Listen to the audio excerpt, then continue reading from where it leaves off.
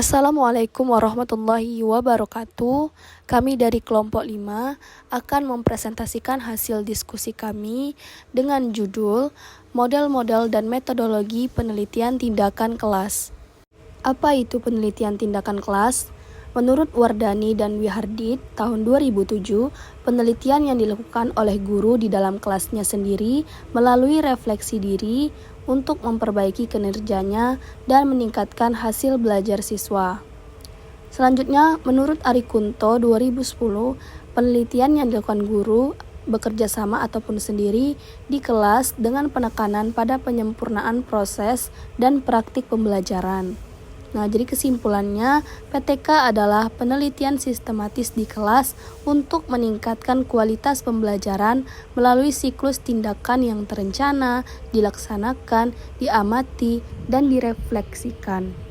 Selanjutnya yaitu ciri-ciri penelitian tindakan kelas. Yang pertama, masalahnya nyata. Masalah yang diteliti berasal dari situasi nyata di kelas yang dihadapi guru dalam kegiatan pembelajaran sehari-hari. Yang kedua, bersifat reflektif.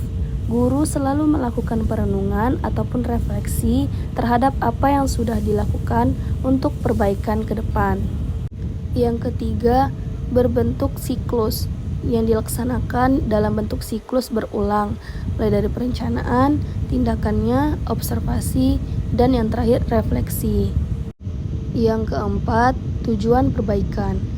Tujuan utamanya adalah memperbaiki dan meningkatkan kualitas pembelajaran, bukan semata-mata menghasilkan pengetahuan baru.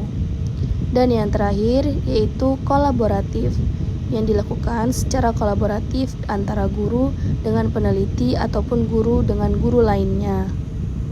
Selanjutnya yaitu jenis-jenis model. Model yang pertama yang paling populer yaitu model Chemis dan McTaggart tahun 1988. Model ini menggunakan siklus spiral yang berulang. Yang pertama yaitu perencanaan, menetapkan tujuan, menyusun RPP, menyiapkan media dan instrumen, membuat skenario tindakan. Yang kedua yaitu tindakan, implementasi rencana yang telah disusun, guru melaksanakan pembelajaran sesuai skenario yang dipersiapkan. Yang ketiga yaitu pengamatan, dilakukan bersamaan dengan tindakan, mengumpulkan data tentang proses dan hasil pelaksanaan tindakan tersebut. Dan yang terakhir yaitu ada refleksi, mengingat, merenungkan, menganalisis kegiatan, dan hasil yang digunakan untuk menentukan langkah siklus berikutnya. Model Kurt Lewin 1946 merupakan cikal bakal PTK. Nah, Kurt Lewin ini adalah tokoh yang pertama kali memperkenalkan istilah action research pada tahun 1946. Model ini menjadi cikal bakal dari model-model PTK yang berkembang selanjutnya. Adapun karakteristik utamanya yaitu kesederhanaan dan kejelasan alur, mudah dipahami dan diterapkan, dan landasan bagi model PTK lainnya. Nah, karakteristik utama ini dianggap terlalu sederhana untuk konteks pendidikan yang kompleks. Lalu yang pertama yaitu ada perencanaan planning. Mengidentifikasi masalah dan menyusun rencana tindakan untuk mengatasi masalah tersebut. Lalu ada tindakan atau acting, melaksanakan tindakan yang telah direncanakan sesuai dengan skenario yang disusun. Lalu yang ketiga ada pengamatan atau observing, mengamati dan mencatat semua kejadian yang berlangsung selama pelaksanaan tindakan. Lalu yang terakhir yaitu ada refleksi atau reflecting, menganalisis hasil pengamatan sebagai dasar perbaikan pada siklus berikutnya. Lalu ada model Jones Elliott pada tahun 1991. Nah, model ini lebih rinci dan terperinci karena model beliau mengembangkan model Lewin menjadi lebih kompleks dengan tahapan yang lebih detail dan operasional. Apa aja? Yang pertama yaitu identifikasi masalah atau general idea. Guru mengidentifikasi masalah-masalah yang ada di kelasnya dan mendeskripsikan secara umum. Lalu yang kedua yaitu ada perencanaan umum atau general plan, menyusun rencana umum yang menggambarkan bagaimana masalah akan diatasi secara keseluruhan. Lalu yang ketiga yaitu pengembangan langkah tindakan atau step, mengembangkan serangkaian langkah tindakan spesifik dan operasional, biasanya 3-4 langkah tindakan. Yang keempat yaitu observasi dan evaluasi atau monitoring, mengamati dan mengevaluasi pelaksanaan setiap langkah tindakan secara teliti dan sistematis. Lalu yang terakhir ada refleksi dan revisi atau reflection dan revision, merefleksikan hasil observasi dan merevisi rencana untuk siklus berikutnya agar lebih efektif. Lalu, apa aja sih keunggulan model Elliott ini?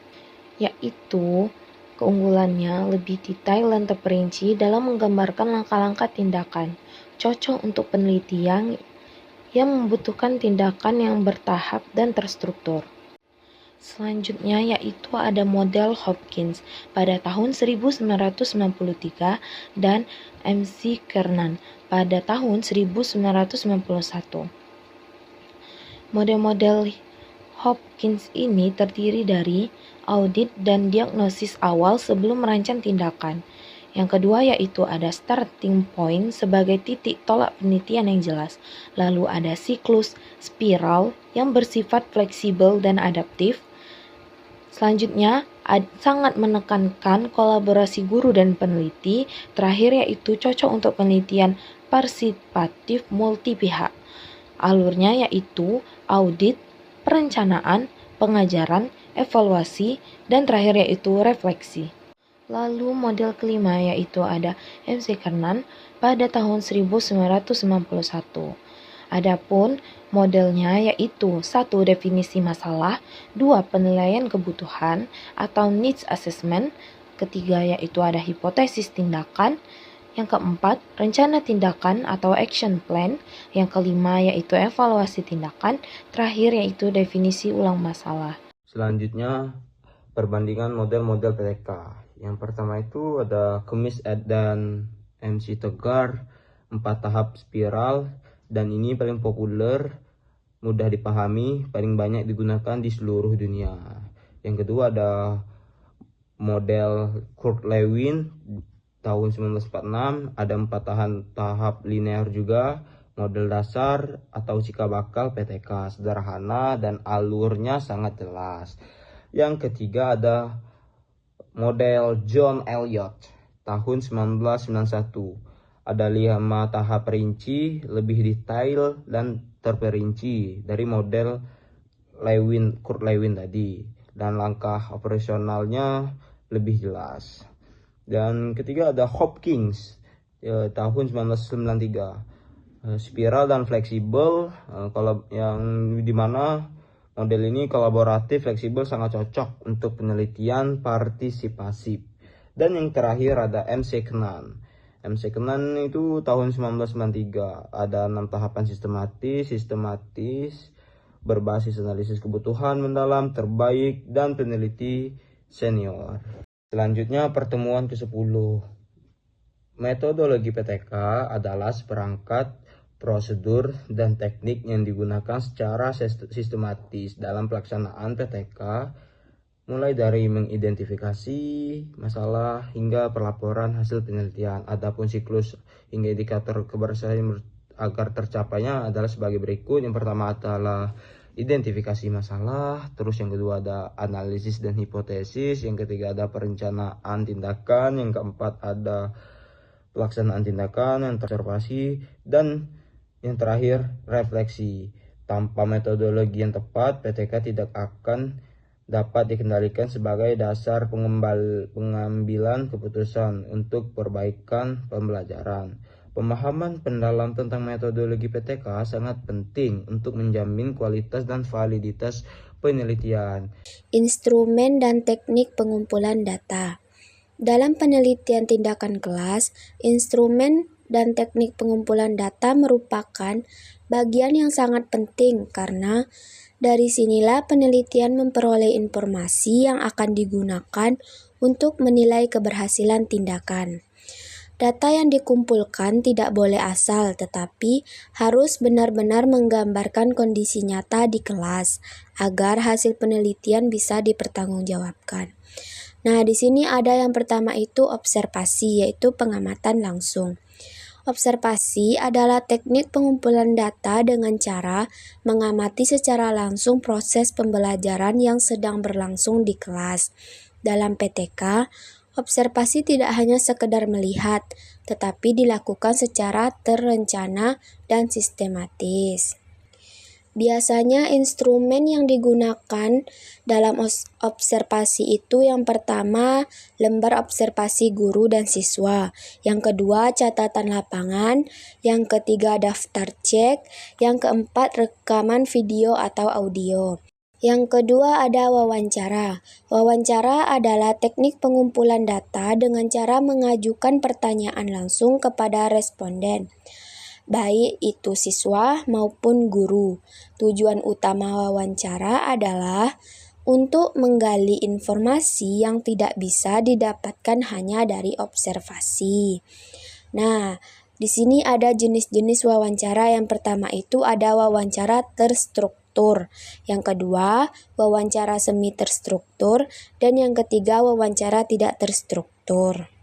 Lanjut, yang ketiga itu ada dokumentasi. Dokumentasi adalah teknik pengumpulan data dengan cara mengumpulkan bukti-bukti fisik atau dokumen yang berkaitan dengan kegiatan pembelajaran. Contoh dokumentasi dalam penelitian tindakan kelas itu, yang pertama ada hasil kerja siswa, yang kedua foto kegiatan pembelajaran, yang ketiga jurnal refleksi guru, dan yang keempat portofolio siswa. Selanjutnya ada tes dan kuesioner. Yang pertama tes. Tes digunakan untuk mengukur tingkat pemahaman atau hasil siswa setelah dilakukan tindakan. Di dalam PTK biasanya digunakan pre-test dan post-test. Yang kedua itu ada kuesioner, yaitu angket. Kuesioner adalah daftar pertanyaan tertulis yang diberikan kepada siswa untuk mengetahui respon, minat, dan pendapat mereka terhadap pembelajaran. Terus yang terakhir itu ada rubrik penilaian. Rubrik penilaian digunakan untuk menilai kemampuan siswa secara lebih objektif, misalnya dalam membaca, berbicara, atau menulis. Itu analisis data penelitian tindakan kelas. Yang pertama itu ada data kuantitatif. Nah, data kuantitatif adalah data dalam bentuk angka, biasanya berasal dari hasil tes siswa. Langkahnya yang pertama itu menghitung nilai rata-rata kelas untuk melihat gambaran umum.